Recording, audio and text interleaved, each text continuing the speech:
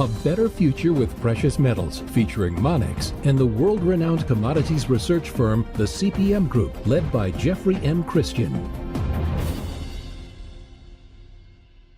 Good morning, it's Jeffrey Christian coming to you from Monex. Several topics that we want to talk about. We've come out with our March report for Monex, and we've focused on some key issues. Our views are perhaps a little bit different from the mainstream financial market consensus right now. The biggest issue really facing precious metals and other financial assets has been and continues to be the recent increase in interest rates. Looking at the 10-year T-bond, which is really the bellwether for all markets, we've seen an increase from less than 1% nominal rates to about 1.59%. It's back down to about 1.5 as I'm speaking to you today. And that increase has caused gold prices and the prices of a lot of other assets to fall. Stock market has recovered. The gold market is actually starting to recover too as I speak to you too. There's been some consternation and confusion about what all this means, and I'll tell you what CPM Group's thinking is.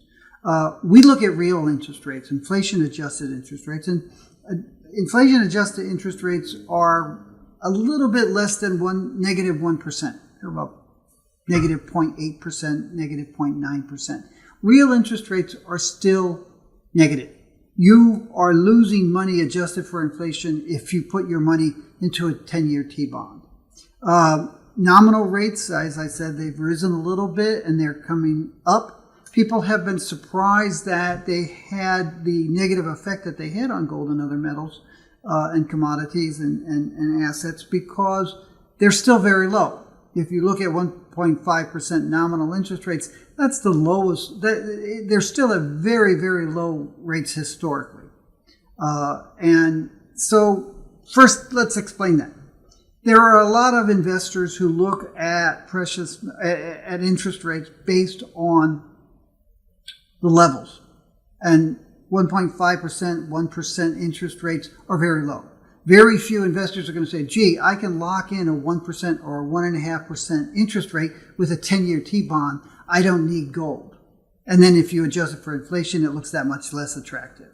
So there are a lot of investors who say, I can't believe that the gold price would fall predicated on such a relatively small move at such a very low historic level.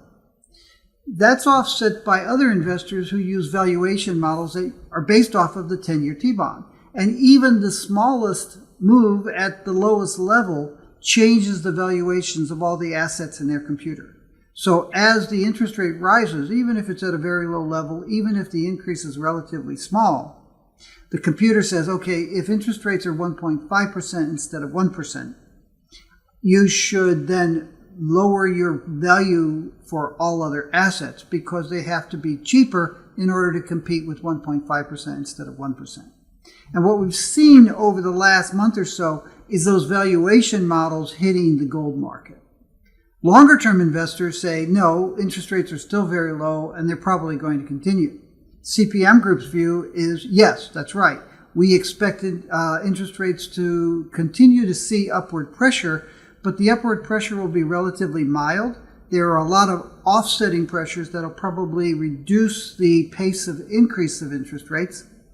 And again, we look at real rates, inflation-adjusted rates, which continue to be negative, and we expect them to continue to be negative for some time. Historically, it's taken real interest rates of about 3% or more for interest rates to have a negative effect on investment demand for gold and gold prices. So it's when you see real rates of 3% or higher, which means nominal rates of 5% or higher, that you start seeing lower gold prices. I don't know anyone who expects to see 5% nominal interest rates, 3% real interest rates in the next 3 to 5 years. So our view is that interest rates are having a short-term effect, but from a longer-term perspective, they're not going to be a major headwind for gold prices to continue to rise over the next several years.